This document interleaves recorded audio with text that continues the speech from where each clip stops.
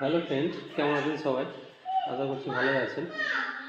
তো আজকে যেটা বলার ব্যাপার, প্রত্যেকেই তো এসআর ফর্ম ফিল আপ করেছেন।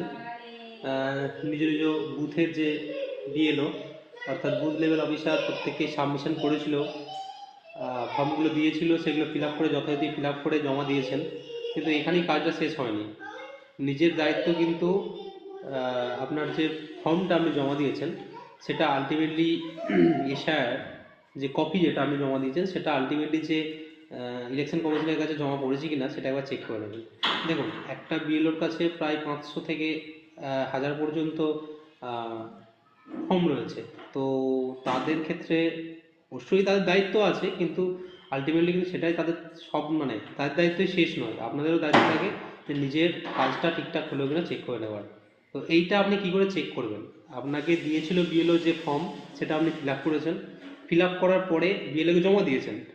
আমি বলছি যে বিএলও তার কাজ করে সেটা নয়, বিএলও করেছে এবং সেটা জমাও করেছে, হয়তো তারা অনেকেই জমা হয়ে গেছে, প্রায় 70-80% কাজ হয়ে গেছে। এই মানে এই মুহূর্তে আপনি যদি জানতে চান যে আপনারটা সঠিকভাবে ইলেকশন কমিশনে জমা পড়েছে কিনা, সেটা আপনি নিজেই চেক করতে পারবেন। প্রসেসটা আমি ফোন থেকে আপনাদেরকে দেখিয়ে দিচ্ছি, নিজেরা চেক করে নিন।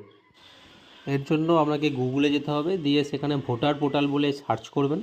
দেখবেন এরকম একটা পেজ খুলবে যেখানে ইলেকশন কমিশন অফ ইন্ডিয়া লেখা থাকবে।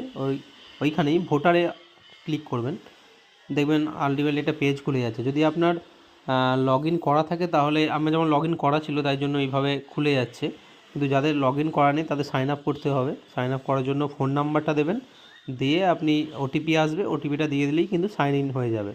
তারপরে এরকম খুলে যাবে এবং সেটাকে নামিয়ে নিচের দিকে নিয়ে যাবেন। নিচের দিকে নিয়ে গিয়ে দেখবেন এসআইআর বলে একটা জায়গায় লেখা আছে। একটু নিচের দিকে দেখুন, এই যে সবুজ কালারে দেখুন, আমি লিখছি এখানটাতে এসআইআর লেখা আছে, দেখুন সবুজ কালারের।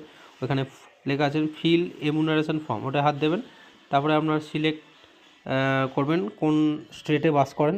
যেমন ওয়েস্ট বেঙ্গল আমি সার্চ এখানে টাইপ করলাম। তারপরে এখানে আপনার যে ভোটার কার্ড সেটা দিয়ে দেবেন, দিয়ে সার্চ করবেন।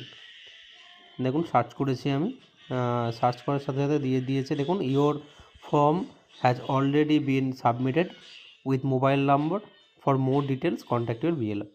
তা মোটামুটি আমার এটা আপলোড হয়ে গেছে, সেটা দেখিয়ে দিয়েছে। যদি কোনো সমস্যা থাকে আমাকে বলছে বিএলওর সঙ্গে কন্ট্যাক্ট করতে। তো এইভাবেই চেক করবে।